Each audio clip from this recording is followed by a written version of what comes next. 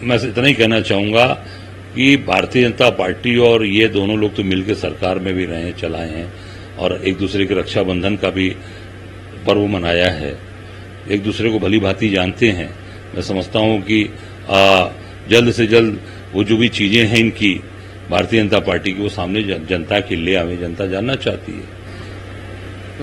एक अहम सवाल के साथ प्रेम प्रसंग किया, उसको मुस्लिम धर्म अपनाने के लिए कहा, उसके बाद उसके पैसे से विदेश घूमने गया, उसके बाद उसे 3 तलाक दे दी। किस तरह से देखते हैं इस तरह की? बहुत ही दुर्भाग्यपूर्ण है और ये पूरी तरीके से जब बलात्कारियों का स्वागत होगा, अभिनंदन होगा, फूल बरसाया जाएगा तो ये सब चीजें होंगी।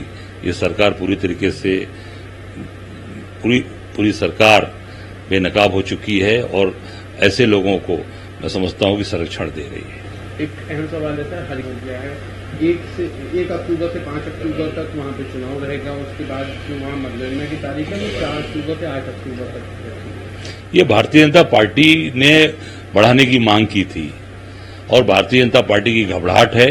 इसका मतलब कि भारतीय जनता पार्टी पूरी तरीके से जम्मू कश्मीर हार रही है, हरियाणा हार रही है।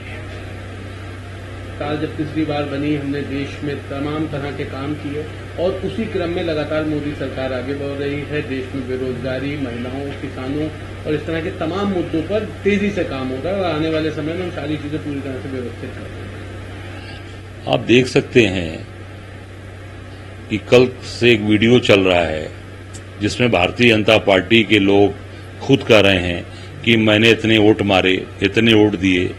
मैं सोशल मीडिया पे मैंने देखा कि 15 वोट मैंने दिए, 17 वोट।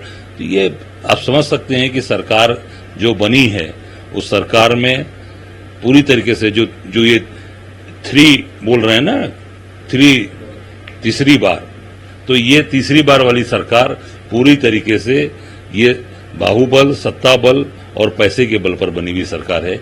ये मोदी जी की लोकप्रियता अगर रहती तो 1.5 लाख से जीते हैं चुनाव, साढ़े 4 लाख 5 लाख वोट कम हो गया, पिछली बार से 65,000 कम हो गया।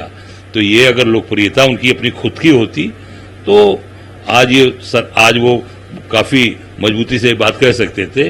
पर ये पूरी तरीके से ये पूरी बनाई हुई सरकारें हैं और अपने मैनेजमेंट से इन्होंने सरकार को बनाया है। एक बड़ी बात ये भी है सर, उत्तर प्रदेश फैसला करेगा, किस हद तक सही मानते हैं? निश्चित तौर से उपचुनाव मजबूती से लड़ेंगे और दमदारी के साथ जीतेंगे चुनाव। और भाजपा का कहना है कि एक भी सीट हासिल नहीं हो पाएगी विपक्ष। अब यार ये तो भाजपा से पूछो कि 80 में 80 ले पाए।